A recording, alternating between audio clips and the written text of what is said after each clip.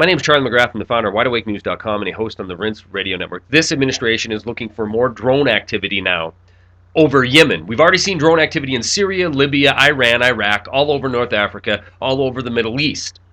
And we're being told that we're doing this to spread democracy, or at least give democracy a chance to flourish by keeping an eye on these despot dictators. Let's look at one of the success stories of drone activity and providing a no-fly zone, and that is Libya.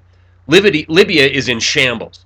They're in the midst of some kind of civil war. You have a nation that was one of the best standards of living in the region, if not the world, and had a leader that was a partner on the war on terror up until he was gruesomely murdered on YouTube, in big part thanks to the NATO-led no-fly zone that was put into place so the freedom-fighting rebels could come in and do what they did, which is murder Muammar Gaddafi on YouTube.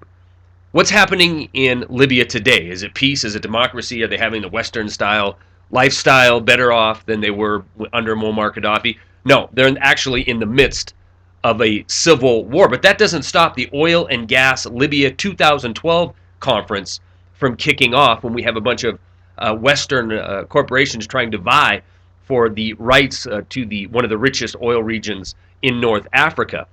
This is what it's all about. I mean, we need to understand. It isn't about spreading democracy in Libya. It isn't about spreading democracy in Syria. And it certainly isn't about spreading democracy in Yemen. But what we better understand is these tactics, they're already here. We don't have to worry about, Big Brother looking in at us or in the future, because it's happening now.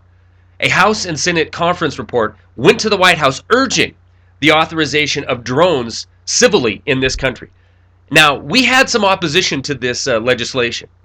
The ACLU spent $500,000 total in the first quarter of 2012 to defeat this legislation, because they understand that it is an absolute affront to the Constitution, but certainly it's an affront to anybody who values their privacy or does not want to be convicted by a camera.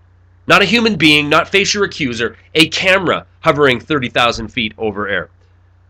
Who spent the money in order to get this legislation passed? Well, we know the mainstream media isn't going to report it, because a lot of their supporters, a lot of the people that pay advertising, are these same corporations that work the magic of legal-based and financial-based capitalism in order to get their legislation passed. But one example is Textron, one of the makers of the notorious drones that we see pictures of almost every day at this point. Some of the drones we're seeing used in North Africa, and some of the drones we're going to start seeing over mainland America because they were able to spend $2.2 million lobbying Congress in order to get this legislation passed. Big Brother isn't coming. Big Brother is here. We better wake up and realize it isn't a Stasi police state that we're worrying about a decade from now. It is the one that's going to be flying in the airs very, very soon near you. Stories are attached. That's all I got.